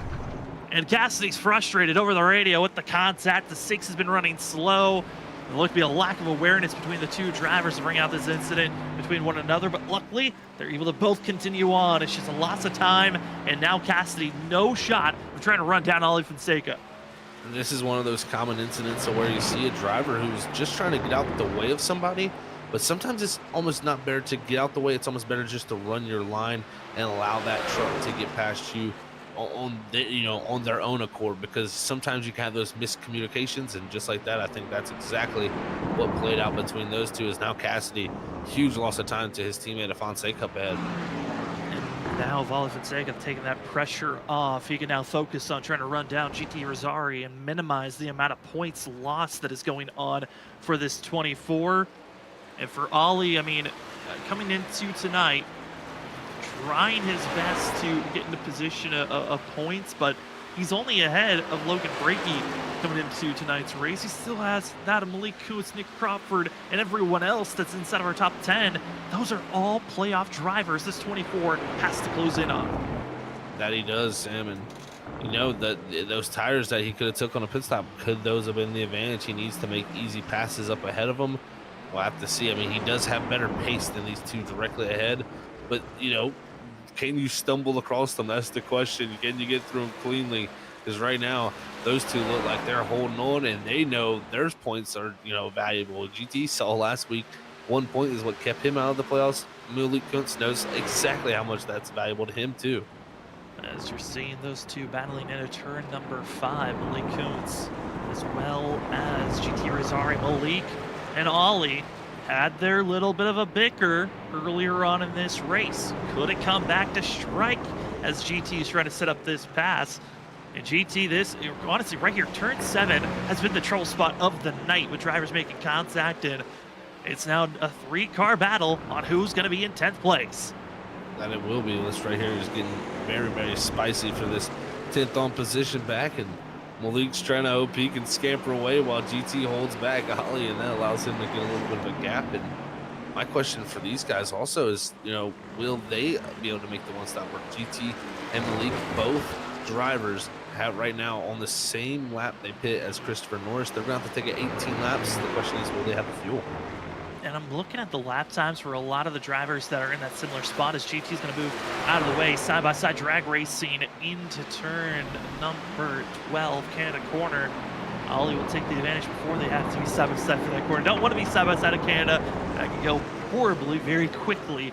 But looking at the times, even though Ollie, Mason, and Danny all decided to just pop off on fuel, didn't take tires, because of that feeling of we don't have to worry about our fuel, they're actually putting down really fast times comparatively to those that are really trying to back off their pace to make sure they're good to take this to the end of tonight's event. They really are looking to be very quick, as Cochran is. And the one thing I'm watching out for, though, Sam, is I just thought about it. Ollie, he's in that 11th position. He's gotten past GT, but now he's got to get by past Malik, who we know those two had their slip up with each other earlier. Could the fireworks fly before Martinsville here before the end of this race? And both with very different mentalities here late in the run. 6 laps to go for Christopher Norris up front, still over 11.5 second gap over Mark Whitley. Trent Jump trying his best to minimize the gap, but it's down to this. The drama, is it mounting up? Does Ollie have enough time to make this pass? It looks like the pace is there. But will Malik allow this pass to be made, or will Malik think about the big picture, but I just want to make it to the end of tonight's race? That is a huge question to be asked, and I think it's going to be answered here in very soon, because Ollie definitely has the better pace than the 98 right now, but will the 98 play nice is going to be the question, because this is the spot right there where they did have their little bit of a disagreement, as they would say, and they're coming down to it here as they get closer to the carousel section. If you're Ollie, you just want to make a nice clean pass and just get away, because you don't want that 98 anywhere near your bumper. No, this is the first time that they're going to have an opportunity to maybe battle back and forth if there's a chance. So they are trying to just survive at this moment. around the carousel. Ollie's right on that back bumper as they're setting up for the kink. Drivers have gone wide here into the grass. Will the 98 get a clean run to set up Canada corner? As they go through the kink, a fast right-hander that sends the 24 a little bit off into the grass, keeps it steady, but that's a huge run for Ollie as they're going down into Canada corner. Ollie's trying to set up for a pass, will stay in line. We'll have to set up for the next couple of corners before the 24 attempts for this groove. And oh man, this is definitely going to get a little bit interesting for sure as they come through the next section of the track before they set up for the final corner. And that would be a good place for Ollie to get this pass done, is coming out of this final corner and get the pass going down into one to hopefully get away from into the next sector of the racetrack. But right now, sliding a good bit for the 24 in that dirty air into the corner. It's very tough, but here goes Malik. He's getting defensive. Malik's going deep back and forth, trying to put the pressure, not allowing the 24 to have the better positioning. Goes directly to the inside, trying to defend any type of a passing opportunity by Ollie Fonseca. Both going to be hard on the brakes into turn number 1. Ollie with the better center off, and the 24 right on the back bumper. Now to the inside lane, a dive into turn number 3, and Ollie has to back out of it. There was just not enough comfort that he could hold and stick that corner. That was probably a smart decision, and we've seen him make that decision 2 times tonight where he backed out of it. And right here, he's going to have another opportunity heading down the long back stretch here into the hard braking zone of turn 5. What's he going to do here, Sam? Going to be stout in line. Ollie thinking about going to the inside sides, other of it. Instead, there's a little bit of a shimmy for the 24. Slight wheel hop. They'll continue to stay in line. And this is just hurting both drivers, really, when you look at, where they're at. It's allowing GT to get back into the mix. As Malik, Ollie, a little bit of flashback. Ollie gets aggressive over the rumble strips through turn 7, down the hurry down. Will Ollie make another tap, or do they continue to stay in line? It looks like Ollie will stay in his position, but here we go for another setup. Close to where Ollie had another chance before through the carousel. This is getting definitely very tough for Ollie because he's getting held up. He wants to go forward. He wants to have an opportunity to maybe go run down Nick Crawford up ahead.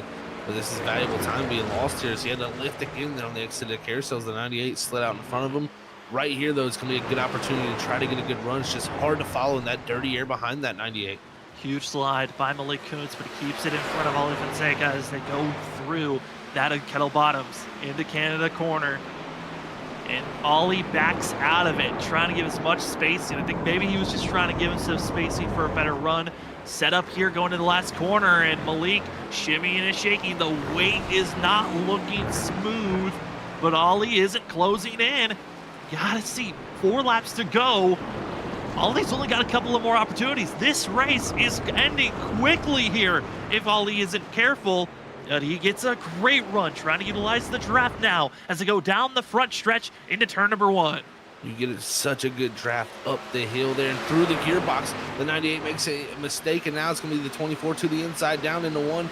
Will Ollie make the break pass here down to the braking zone? But he can't because it's 0-1 right now as Malik is sticking it side by side. They almost make contact heading down towards 2.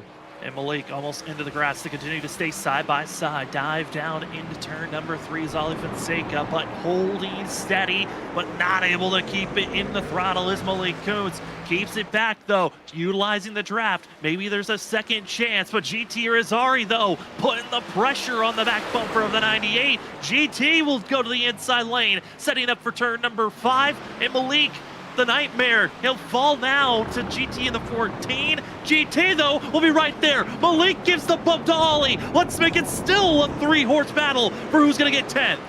Wow, I don't know if Ollie got in too hot or he was just too conservative into the corner, but that stacked up real quick between those two, and that allowed GT to get past them, and that's what Ollie wants to see. He wants to see the 98 nowhere near any opportunity to take a shot at the bumper. Attack and back off. And now Malik, I think that was his last dash to try to stay close for a top 10 finish. Now it's just minimize his survival rate. 3 laps to go for Christopher Norris. And Zach, as Christopher Norris is right now heading down into turn number 5 here shortly, catching up to Tyler Dangler. These guys are friends that talk to one another. Norris is probably going to say happy birthday as he passes by the 19. But what a run right now for Norris, who is about to enter the question mark of can he make it as we've got 2.5 laps still to go. That final 4 miles, I think, is going to be the biggest question mark. When we take the white flag, what will the 38 have from there? That's going to be the question everybody has on their minds. The thing for him, though, Sam, is he has an 11-second gap. He has a 20-second gap back to Trenton Jump. He can back it down. He has plenty of opportunity to keep, saving a ton of fuel here. So I feel like if he was close and he felt like he was, not going to make it, you would see the pace drop off more. But the 38 right now just continuing to have that gap around 11 seconds as Whitley has cut into it a decent bit this last lap. Yeah, a little bit. I think Norris, he can give up that time all running. Other drivers, though, that have been having some scares. Danny Cochran almost wiping out John Forbes in the entry of turn 1 on this most recent lap, as well as drivers hitting pit road. Ryan Ferraro, who was having a great run, for late stop, 3 laps to go, 34 had hit pit road. It was looking like a good points day. Is no longer splash and go for Ferraro, who will pull out in 34th position as we ride on board with Christopher Norris as he goes through the S's and prepares for just 2 more laps. He's got the lap car of Tyler Dingler in front of him. Will the 19 just pull to the side here after this final corner, or will they continue to fight with 2 laps to go? He's going to pull right here to let Christopher Norris by, and how much fuel did Norris get to save behind him with the draft is going to be the question here, Sam, as he heads up through the hill and is going to look to 2 laps to go here as he crosses the line. And 8 miles, this 38, if he can make the fuel last, he's going to make everybody question their strategies. They really are. I mean, the aggression by Christopher Norris and Nick Crawford, who were pretty patient for the majority of the first half of that first stint, in about the first 7 laps of the race, then decided to just turn on the wick, be aggressive, attack, ran down Trent Jump, who had over a 5-second gap lead over the rest of the field, took the lead on lap 16, and Christopher Norris has been just settling in ever bit as he has seen a lot of different strategy calls. Trenton Jump, we talked about how aggressive that pit stop was, how early he came into pit road, kind of shocking when he did, just 4 laps after his first initial stop. And then Mark Whitley, did he oversave to be good here, as he's only 11 seconds behind Christopher Norris, but Norris finds himself with just 2.5 laps, with 1.5 laps to go. That he does, Sam, and the one thing I think it bodes well for him is right now I'm looking at his teammate, Nick Crawford. He's actually starting his 19th lap of his run, so I don't know if Crawford's going to be able to stretch it 20 full laps here for the final run of this race, but if he can, that would be an excellent job by Crawford, up to 8th after that disconnect. That would be the story of the race, I think, with him and his teammate winning. Trying to minimize, trying to take every advantage possible, as Christopher Norris now sends it through the kink. He just has to go through this, course and selection of corners just one more time after this. 2 laps to go. Christopher Norris last season, surprising, shockingly made the final 4. This season, it looked like an absolute that once we got to the playoffs, it was a question of could he carry the consistency that the regular season showed for the 38. And currently, he has been showing out. He was very consistent during the first round. And now Christopher Norris through the final corner, the run up the hill, getting ready for the white flag here tonight. The lap white flag will be thrown for Christopher Norris, who just has to survive and hope he's got the fuel. Here we go, Zach. Does Christopher Norris have the rest of the fuel for 1 more lap? 4 more miles to go. Can Christopher Norris win the Thank You Norris 140 at Road America? What a job he's done so far with the strategy he's called. It's been electric to see how he's been able to save the fuel and get to this point. Mark Whitley questioning right now, how can he still have this much fuel and have this big of a gap? But the 38 has somehow done it, Sam.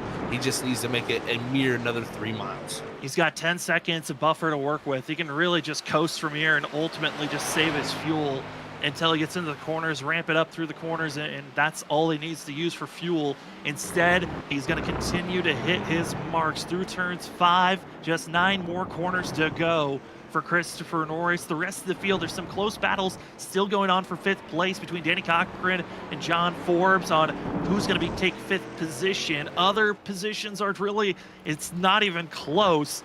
But Norris, Zach, what a run down the hurry down into turn number 8. Here he comes, Sam. He's just right now about halfway, almost through the lap. He just wants to have fuel when he comes out of that final corner to head up the hill. You got to have a little bit of something for your truck going up that hill because you might not be able to climb back up it. That's the only concern this 38 should have. Christopher Norris out of the carousel, now aims for the kink. Turn 11 for the 38 machine. The gap is still at 10.5 seconds through the kink. The most simple and easy when you take it gently.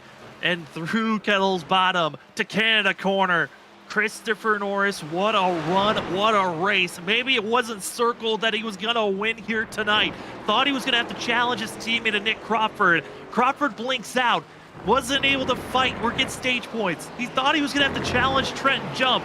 Jump went with the odd strategy. And instead, one final corner and bend. Christopher Norris makes the launch, the tack, the up the hill, the thank you Norris 140. Well, Norris will be thanking the field for a win and a lock into the next round. Christopher Norris is into the Elite 8.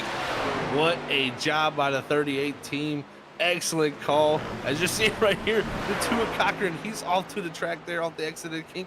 He's trying to fight for a top 5 here late in this race. Trying to run down and pass Christopher Norris, teammate of John Forbes, into Canada corner. Just a few more tacks left in the 2 machine. As John Forbes, a slight wiggle, and it's attack mode. Will there be fuel for the 11 of John Forbes as he's going back and forth trying to hold back the 2 machine? Just one more attack move into the final corner. Danny Cochran dive bombs it. He doesn't have the space. Instead, John Forbes will have it. Up the hill. 5th goes to the 11 of John Forbes. Danny Cochran gave it all that he had, but it just wasn't enough to take 5th place here as still waiting for the rest of the field. There's still plenty of drivers that if they make a mistake, they can lose a position if they're not careful. As we see Joshua Kanata, he's trying to make it through the last corner for the 16. I know Ali Fonseca's still out there on track. Nick Crawford looking like he might have just enough fuel, Zach, for the 74s. He's gone around the last corner and up the hill as Ali Fonseca's trying to run him down. What a job by Nick Crawford, guys, to disconnect from the race and take it 21 laps. Put that in your minds, 21 laps he just took it there, folks. That was amazing to be able to stretch the fuel farther than anybody thought it was done. 8th place for Nick Crawford, even with the full lap disconnect. The 74, what a rebound for himself. Thought he was going to battle for a win. Instead, he'll take a good points day for himself. Mason Cassidy, even after his troubles, will find himself in 11th. Ryan Ferraro, though, I think is going to be the biggest disappointment of the evening, falling all the way down to 12th place. And Malik Kuntz, one of the last drivers to try to come around the course. Same with Justin Smith. This 98 machine, Zach, this was not a night that he was hoping for. It just went from bad to worse as the race progressed forward. It really did. It just didn't end up going well for him there as that race ended. But man, oh man, what a clinic of a race. What a strategy race field here is. Malik's going to come by to finish in that 13th position. And for our leader, Christopher Norris, well, he's getting some help. They're pushing the 38 around. That's Tyler Dangler, and it's My Birthday Scheme in the 19.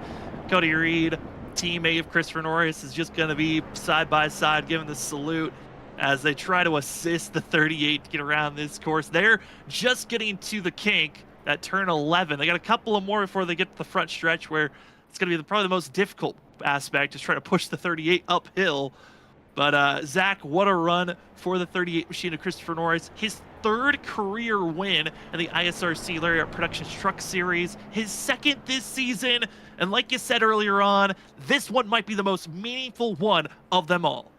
I think it's definitely going to be. I think you'll hear that in this interview here in a little bit, folks. So definitely don't miss out on that. You're going to want to hear all about how this race finished for this 38 team, because what a job by him to save the fuel and get his 2nd victory or 3rd victory here at ISRC. But I feel like it's going to feel like his first. It certainly will feel like his first. It will no longer is a super speedway win. He won on the road course, the track and the style that he's been the most consistent at, and it finally is rewarded here tonight. Well, as they continue to push Christopher Norris to the front stretch, we up here at Freaky Fast Broadcasting will step aside. When we come back, we'll have the post-race show. We'll talk to our top 3 and a spotlight driver right after this. We will be back for more action in the post-race show of tonight's Thank You Norris 140.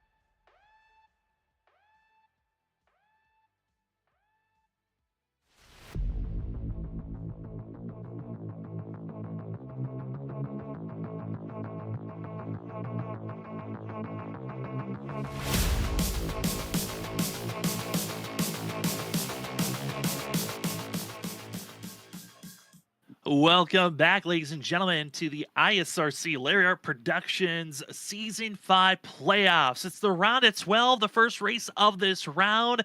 And the thank you, Norris, goes to Christopher Norris himself for putting on a great show. The 38 gets head to victory lane. Christopher Norris, 38, your third career win in the Truck Series. Man, how are you feeling after this one? And you are now the only driver that we know 100% will be running for a championship in 2 weeks. How are you feeling after this one? We did it, baby. I don't know. After that Spa win, I was like, okay, we got 2 Super Speedway wins. We got a Spa win where I took the lead with like 30 to go, 60 to go, something like that. And now we got a win where it was basically half dominance and just saved a crap ton of fuel. That you really did, Norris. First off, congrats on the win, buddy. I know you're ecstatic about that and to move on into that next round. Take us through how you were able to stretch that much fuel, because we've seen you go 17 on the first run, 18 on the second. Yeah, man. Over the week, I spent a lot of time practicing as much as possible. Of course, just minimize. I mean, watching those lap times, minimize pushing. I think it was Saturday night. I did some practice in a session with Danny, and I was able to run probably about 2 to 3 tenths faster than him, which I think he was full on pushing and while I was saving. So I knew I had some pretty good speed while saving and kind of pushing. So I just did my best there. At the beginning, I know I ran about 1 gallon .05. Just save as much as possible. And then I was like, I could kind of save to go 18, but I noticed I was, slowly reeling in Trenton. I was like, okay, it's time we need to go. So once we got probably about 5 laps to the stage, I was like, okay. So I just started sending it, push as hard as possible, and by the time we reached the stage, unfortunately, trying to get that extra point, but luckily I was able to catch up to him.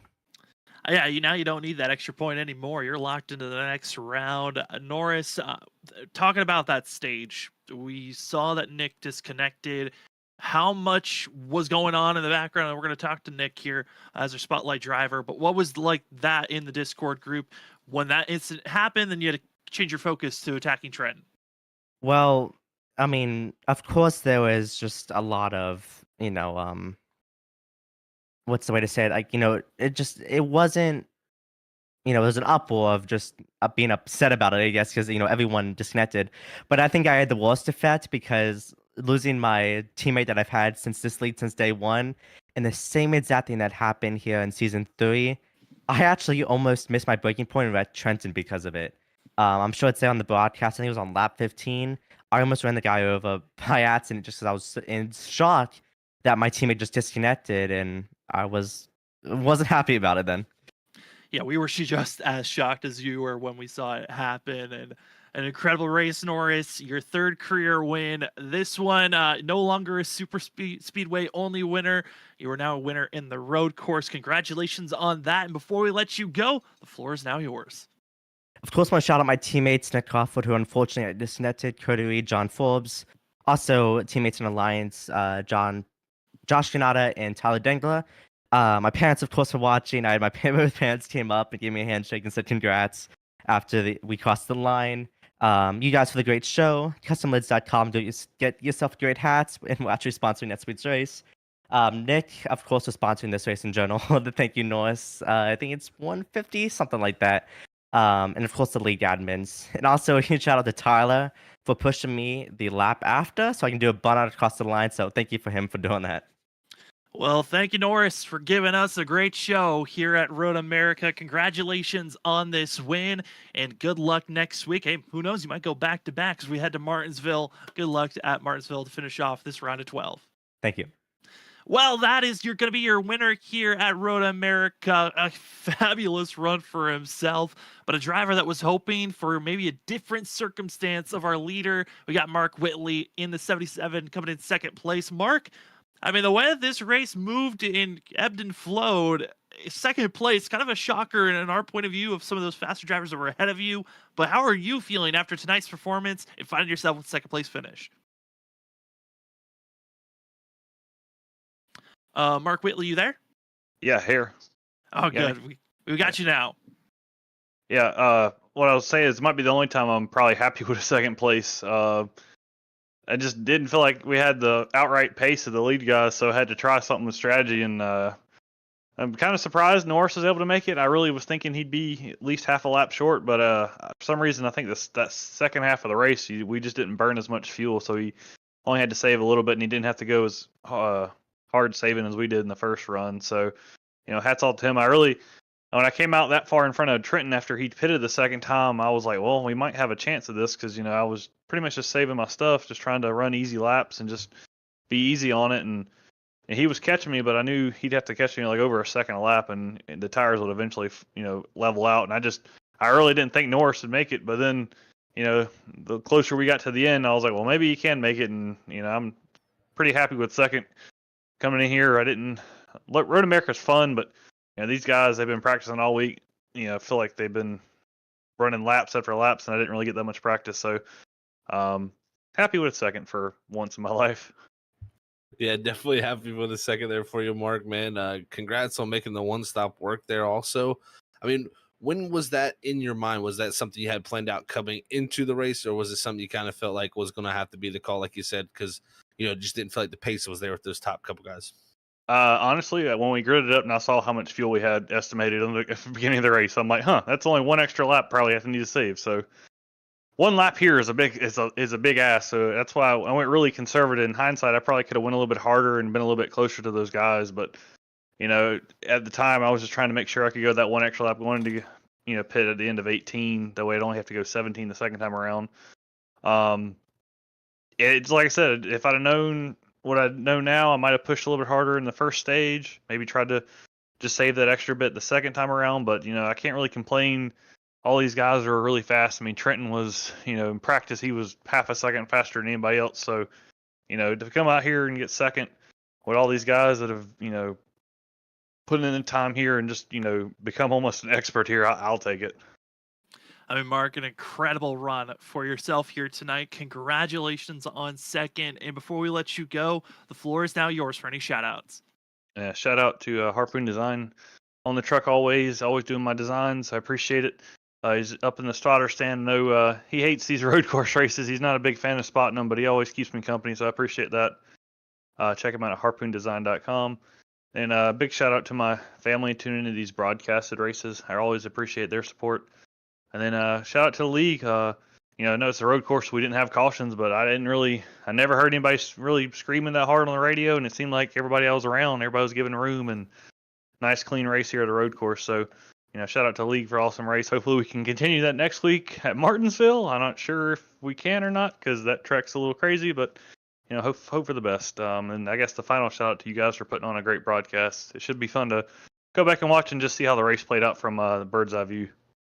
Certainly was a wild one here tonight. Mark, congratulations on second, and good luck next week at Martinsville. We know you can be strong at that course, and we're hoping for the best on making it to the Elite Eight. All right, thank you. Well, that will be your 77 machine of Mark Willey, finishing in second position as we move to third place, where we find ourselves with Trenton Jump. Found himself getting the pole award, ultimately finishes in third. Trenton at Sam and Zach up in the booth. You find yourself in third place at the end of the day, but how are you feeling after tonight's race and the way that you attacked? Yeah, I think I knew going into it I didn't have the long run speed to hold on to it, so I just really wanted to get in, get the pole, or at least start up front and win the stage. And then I knew kind of whatever happened from there, I'd probably have a good chance of still finishing top 5. So just wanted to try to get as many points gathered up as I could before going on to Martinsville, because Lord only knows the chaos that can happen. But I mean, it could also just be a really, really calm race. Nothing can happen. But overall, a pretty good night. Definitely a good night for you, Trenton, man. I know you probably, wanted that win at the end of the night, but, like you said, good points getting that stage win and coming out here with a third place finish at Road America. But Martinsville, like you said, it could be very interesting to say the least. I mean, how do you feel as a driver entering that track? How confident do you feel? Yeah, I'm not too worried. I like Martinsville. Short tracks for me are not my greatest, but I mean, it's fun. So I'm just glad that I got to be able to get through tonight and have a solid points night and not have to worry about too much going on next week. Just be able to have a quiet night and advance on through. It certainly was a quiet night for those that were up front. Congratulations, Trent, on a third place finish. And before we let you go, the floor is now yours for any shout outs. Yeah, I just want to thank the admins that run this thing. Happy birthday, Tyler. I want to thank you guys at Freaky Fast for broadcasting this deal. It's always cool to go back and watch. I want to thank my teammates at Armadillo Motorsports, Tanner, Logan, and Eric. And I want to thank Justin at Justin Teal Designs for painting this beautiful truck. Well, that'll be the 46 machine of Trent Jump, finishing third here tonight at Road America. Congratulations on winning the stage, and good luck next week at Martinsville. See you guys next week. See you, Trent, from third as we move down to that of our spotlight driver, going to be Nick Crawford, as we got to see the head of the 74 have to work his way forward after being disconnected. Let's see how he's feeling after this one. Nick, it's Sam and Zach up in the booth. Congratulations on the recovery run for yourself to get an 8th place finish. I know you hate it, the fact that it happened twice. The Road America curse is just something on you, I guess. How are you feeling after your performance here tonight? Yeah, I don't know if I want to come back here or not because I feel fast here, but everybody's starting to catch up anyways, so I don't want to come back here anymore. But I'm glad I don't know what happened, but I got pretty lucky and got back pretty quick. Actually did. You definitely joined back quick, Nick. That was good to see. It was terrible to see first off the first disconnect and to get into like that first run there. I mean, take us through with your teammate there. You guys were methodically running down the leader of Trenton Jump, and I imagine y'all were saving fuel, both of you going on the one-stop strategy. For the first run, my strategy was not to save fuel. I wish I would have had a better qualifying starting, but obviously that didn't matter at this point. But if I would have had better qualifying, I think it would have been better off because I didn't plan on saving. The way I could run, I could make it to lap 17. And then I talked with Trenton, and I think he said he was pretty short, which is why he pit like a lap early. But Norris was saving a little bit, and he decided to go like halfway through that run, and then he was starting to catch him, and then Trenton just started making mistakes, and we were going to pit on lap 17, and I would have been up there with him, but we all know how that went. Yeah, it did not go the way that you wanted. And we've actually just been updated on points, Nick, on where you're going to be placed. It looks to be you're going to be outside of our top 8 going into Martinsville next week. What is the mentality going into a track like Martinsville that's known for bringing out a lot of cautions and just the wildness? Is there any way to prepare for that track, or you just hope for the best? After disconnecting, it was kind of expected to be outside the points because I think I disconnected at the start of lap 15, so I didn't get any stage points. But I'm glad that I came back because it seems like every point matters. And there was a point when I didn't want to start or come back and just wanted to go to sleep or something. But going into Martinsville, it's kind of the same thing as a road course when it comes to iRacing. It's just a war of attrition. So you just gotta have a running car at the end and be near the front. We all joked about just pitting early and never pitting again, and that might actually be the strategy depending on how everybody's racing. It might be. Well, Nick, congratulations on the recovery run to get 8th. And before we officially let you go, the floor is now yours for any shout-outs. Of course, we got to acknowledge the sponsorship here. Thank you, Norris. I'm glad he actually won the race. That's pretty funny. But I wanted to name it a thank you, Norris, because he does so much for leagues that we're in, and he does a lot with social media and everything. He helps out a lot. Even teammates, he's always helping. So I'm glad he won. I have to shout out my beautiful wife because she's amazing as always. Shout out to my teammates because they're always there supporting, and our affiliate, mostly a teammate, Josh Kanata. And then shout out to you guys for putting on a great broadcast. I hope you got me disconnecting. We certainly reacted to it. It was a moment for ourselves, Nick. Again, good luck going into next week. It's going to be a tough one. We hope for the best for you heading into Martinsville. Thank you, guys. As that will be the 74, Nick Crawford going to find himself coming away with an 8th place finish. Great recovery run after being disconnected, and he was right on the fact that he did not get any stage points for himself, and he had the potential of getting 8 stage points, and instead he is 2 points out of the Elite 8 heading into next week. It's going to be a tough race. We'll touch on more on what the points are looking like after we look at our unofficial results here tonight. In his 3rd career ISRC Lariat Productions Truck Series win, Christopher Norris into victory lane. No longer just a super speedway winner, he wins at a road course as 38 is going to be enjoying this one. Doesn't have to worry about Martinsville next week, as driver in 2nd going to be Mark Whitley. Trenton Jump 3rd. Cody Reed, what a recovery run for himself after the early contact between himself and Logan Brakey. Comes away with 4th. John Forbes and Danny Cochran, an utter grueler on who is going to get 5th. It goes to the 11 of John Forbes, Danny Cochran 6th. 7th goes to Joshua Kanata. Nick Crawford recovers into 8th. Ollie Fonseca 9th, and 10th goes to GT Rosari. And as we look through the rest of the leaderboard here, Sam, for the unofficial finishing results, I think 3 names more than anything stand out. Ryan Ferraro, of course, in the 12th position there. Malik Kuntz back in 13th. And then Logan Brakey all the way back in 17th after his incident with Cody Reed early in the race. I mean, those 3, they're going to have an uphill battle heading into next week at Martinsville. It's going to be tough for those drivers to try to recover one of the tracks that I think a lot of drivers would love to not have to worry too much about, but they're going to have to now. They are, and it's going to be a tough race to kind of settle in for. I think another question, we only had 18 drivers show up here tonight. How many drivers will show up next week for Martinsville? How many cautions will be thrown? As Christopher Norris will be the only driver officially locked in to the next round, the round of 8, the Elite 8 for Norris, second time making it to that destination. He made it to the Final Four last season after doing that same feat, but second in points, Trent Jump. He's going to have just that of a 15-point buffer over ninth in points being Ryan Ferraro. But the drivers that are on top of one another, 8th place, Ollie Fonseca only has a 1-point advantage over Ryan Ferraro, just a 2-point advantage over Nick Crawford. And it's going to be a tough one because those are some hot drivers that know how to get things done at short track courses. Zach, it's going to get very close and tense. Next week, Martinsville, you do not want to miss it. You're definitely not going to want to miss it because, I mean, look how much a stage can affect things. You think about Nick Crawford running third there on lap 15.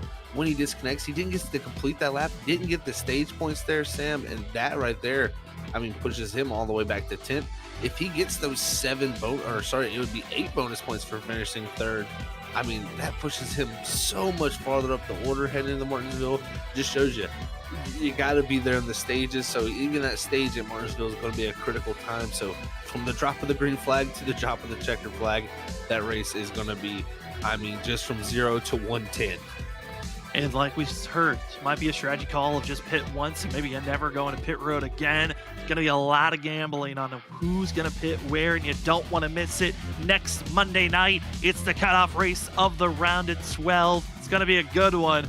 As for us here at Fast Broadcasting, though, we have more broadcasts throughout the week as drivers get prepared. Next, going to be for tomorrow night, it's going to be our next race for Freaky Fast Broadcasting as the Full Send Racing Series get themselves intrigued and prepared. And I know my co-commentator tonight's excited for it. It's Indianapolis in the Xfinity car. Can Zach Hall come back with dominance and get into victory lane? We'll find out tomorrow night. WSSR cutoff race, Auto Club in the Gen 4 on Wednesdays. Thursday, it's Stars and Stripes as they go short track racing at Richmond as they're getting prepared for their string of short track races this week.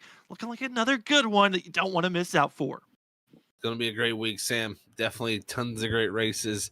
I mean, really just 3 completely different tracks that are coming up for the next 3 nights. And then, of course, we'll be back here from Martinsville on Monday nights as always. And I can tell you what, the cutoff race going into round of 8, folks, make sure you hit the bell notification button because you're going to want to be notified for this one so you don't miss out on all the drama that's about to ensue here at Martinsville.